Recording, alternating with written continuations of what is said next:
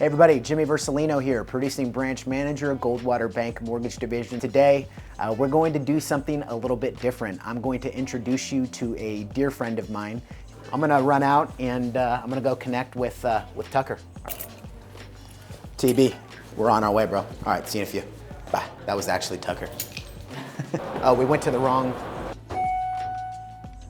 He's a super, just neighborhood guy. He knows what he's after. He knows where he's going. We're actually already here. That was pretty fast, right? All right, guys, so we're here at the Brokery. Before we sit down, Tucker is going to go ahead and give us a private tour. So as you walk in here from the parking lot, we're greeted with 4 chairs. This is what we consider the living room of the office. Yeah. Just behind that, you can see the kids center. I like and then up on the wall, our beautiful What does that say? The Brokery is the very best place. P-L-A-S-E. Hey, that's beautiful. We've got a lot of kids tagging around here. I don't know what they're doing. That's good stuff. We've got Hannah, who was our very first employee. How are you, friend? Yep. We've got the agent bullpen. Designated broker sits in the back over there. Hey, everybody. And then this is what we consider the heart of the office, right? The kitchen. We created this long island to give us a lot of room to lay out. For sure. We do catered events and things like that as well.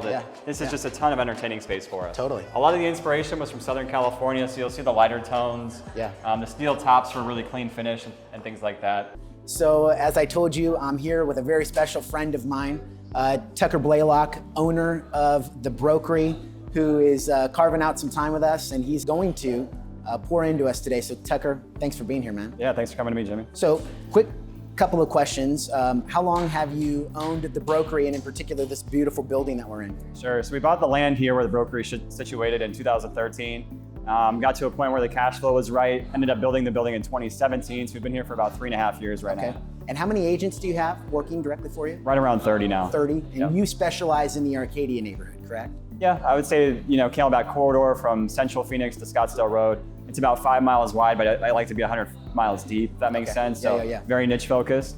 I remember when I first met Tucker, we met at the Village. He was advertising in the Arcadia News, and he had connected with me at the time. I was running an advertisement in the Arcadia News. I put the fact that I was a Marine Corp veteran in there, so he hits me up, hey man, I want to meet you. We go to the Village, and we sit down and we just connected, man. He was just a ball of fire. And I remember there was a time where we were referring some business, and we continue to refer business back and forth to one another. And I said to Tucker, hey, I've got this buyer and I'd like to refer them to you. Tucker kind of casually said, okay, yeah, not the best fit for me. And I'm like, why not? And he goes, well, because the buyer is located in this area or this neighborhood. It's out of my comfort zone. And oh, by the way, Jimmy, you know those 2 physicians that you know that live on that one street? Those are the people that I want you to refer me to that are in the heart of Arcadia. Yep. And at first, I have to be honest with you, I was kind of a little bit like taken aback by that. Like, how could this guy not want my referral that I'm giving to him? Yep. But now that I kind of rewind the clock and I think about that, what made me think of what you just said was the 5 miles, 100 miles deep. Yep. And you knew who your ideal client was, number one. And number two, the area that you wanted to work in. Yep. So can you just how did you get there? Well, I was born and raised in the area that I work in, right? So I have a lot of synergies within that. Also, I grew up, running these streets, having parties in the backyards. I've been in every alley, right? So I feel like I know the nuances pretty well, and that's very rare. And I found that always growing the business, sticking to my niche, made me stood out. I wasn't a commodity at that point anymore. But if I go and take that lead that you send to me in Buckeye or Chandler, that's just not my wheelhouse. And the power of no, to me, has been super important in that way, where I'm not getting stretched too thin. All of my signs and all of my marketing dollars go right back into this area here, which has been super powerful for us. So you're okay with saying no? For sure.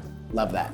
How did you have the vision for something like this, number one? And number two, if I'm a real estate professional or even an entrepreneur, what would you say to us on how we can acquire vision to build something as special as what you did here with the Brokery? Yeah, absolutely. So going back to the niche concept, I think it's hard to have vision when you don't understand where you're working. So if I was out in Chandler, I would have no idea where I am. I don't know the street names. I don't know anything out there. But here, back at my home court, again, I know all the nuances. I know what the public needs, right? I'm in this day in, day out. So from my perspective, I'm a big lover of Southern California. I'm in Southern California, San Diego. Spent some time in the Marine Corp there, as you know. And there's a real estate shop on every corner. And Phoenix being such a big real estate community, I couldn't even tell you where the next real estate office is, honestly. So this lot popped up just at the right time. It was a different market back then. And like you and I always talk about, opportunities of a lifetime only exist for the lifetime of the opportunity. And I just felt like when I saw this piece of dirt, it just registered really hard with me that this was the spot. This was the opportunity. I couldn't miss it. Again, different market back then. It was only 350,000. So it wasn't a huge chunk, but I was lucky enough to actually make the purchase and then wait a few years to build it. So you were hyper-focused on the vision, who you wanted to be in real estate, and now you've created a brand with the Brokery, and that brand fueled by Relentlessly local. So if I'm a real estate professional and maybe I don't know my brand yet, but here I am sitting down with Tucker, somebody who clearly does, what advice would you give to a real estate professional that says, hey Tucker, how do I establish my brand? What do I do there? Yeah, so going back to kind of what we've been talking about this whole time is you can't be everything to everyone. And I think that's where a lot of agents go awry. They try to be Mr. International, Mr. Worldwide, like Pitbull, right?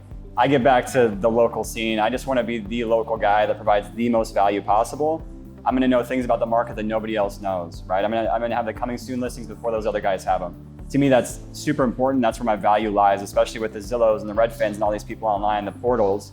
I have that human interaction with my neighbors. I know what's going on in the community, something that an algorithm cannot pick up. And I think that's super important to creating a brand. Again, is just don't be everything to everyone. Just be yourself and find that niche that fits you. So speaking of niches, one of the things that I'm seeing a lot right now in real estate sales is offer pads, open doors, Zillows, and a lot of real estate agents are having a very difficult time competing with some of these outfits, if you will. Sure. As a real estate agent, how do you differentiate yourself from one of these particular institutions that say, hey, well, we can sell your home for X, which happens to be lower than what, real estate agent will charge. How do you demonstrate the value to your client to make them want to work with you? Yeah, so there's a little analogy that we always talk about, Oleg and I, Oleg's my business partner, as you know, is that if I'm going in for brain surgery, I'm gonna hire a brain surgeon, right? I'm not going to go for the cardiologist or the guy that works on hands. I'm gonna go to a brain surgeon. And that's kind of what we are to the community, right? If they want someone who's going to protect them, be that fiduciary for them here in the neighborhood of their home right around the corner, that's who we are. That's all we know. People say that success leaves clues. And one of the things that I've always observed about you and your success is your health. My question for you is what role would you say fitness plays in your success as an entrepreneur, real estate professional, broker, husband, father? You don't have to get ready if you stay ready. And in this business, I'm interviewing for a job every single day. So I could wake up this morning and have nothing on my schedule, and all of a sudden somebody calls me to interview for their listing, right? So I need to be ready at all times. If I'm tired, run down, whatever it is, I want to make sure that I'm on point all the time. If you've read the book Art of War, opportunities multiply as they are seized, right? So kind of like we were talking about, things snowball. So if I can win one deal, off that one sign in the yard, I get more deals, and so on and so forth. And I feel like in our industry, it's a lot about consistency. A lot of people will try things for 3 or 4 months and they give up. They aren't making sales because they just give up too soon. And I feel like if I'm as consistent as possible all the time, again, waking up early, doing the right thing, and just being super consistent, that leads and fulfills other areas of my life. I think a lot of realtors are gonna watch this video and say, damn, I wanna be like Tucker. What advice would you give to a real estate agent to help them become a top producer? How does one become a top producer? What can they do to achieve success in their industry? So what I've done is I've really looked at a lot of the top listing agents in the game. So you look at the Robert Joffe's, the Chris Harris's, the Walt Danleys. When you always look at the top leaderboard of producers in the state, they're all listing agents. So I modeled, my business after a lot of what they do. and that's acquiring listings. That's sending out a lot of direct mail. That's staying in contact with obviously all the neighbors around our office and things like that to bring as many listings to us as possible. And right now with only 5,000 homes available in the market in a city of 4.5 million people, the only way you can survive in this game is to list. I don't want to be running buyers around and getting beat out time and time again, getting frustrated, right? I want people to come to me, right, as their trusted advisor on their personal property. It's probably the biggest financial decision that they have, and really trust me in that decision. So being a listing agent, I would say, is by far the number one thing that you could try to be in this business. I've been told that home values have reached all-time highs. Yes, that's great, Tucker. I want to sell my home, but I don't have anywhere to go to. So if I'm here in 85018 or 85016, what advice would you give me as a prospective seller? So expectation setting right now is a big part of our business, because a lot of times, like what you're saying, the sellers know that they're going to get a phenomenal price, but where do they go from there? Like I just talked about, there's only 5,000 homes for sale in the city right now, which is nothing. I mean, half of those are single family homes. The other half are mobile homes, condos, and townhomes. So when inventory is that low, what we've been doing is giving our sellers a lot of options, right? Whether that's a lease back, an extended close of escrow, finding them a short-term rental before they can find the next place. So for us, it's just coaching them through that process and helping them navigate those next steps. If I'm an agent out there and I want to learn from Tucker and Oleg, how do I find you? What are you doing for agents, and can I become an agent at your brokerage? Yeah, absolutely. So we're looking for agents who are doing 5 million or more in production per year. We're a production house. We don't go out. We talked about this time and time again. We don't go out and party, and while we like to have fun, it's a family-run business. So Oleg has 2 kids. I have 2 kids. We run this like a family. Right. I know all of the significant others of our agents. I know their names, their kids' names, and the whole bit, right? So it's a tight-knit, collaborative group. And while it is competitive, it's just one big collaboration of all these people coming together and helping each other to be the best that we can be. Stop by the office anytime. We're open 7 days a week. Call me, getting back to that niche thing, 602 Arcadia is my phone number. Yeah. So again, awesome. Thank you.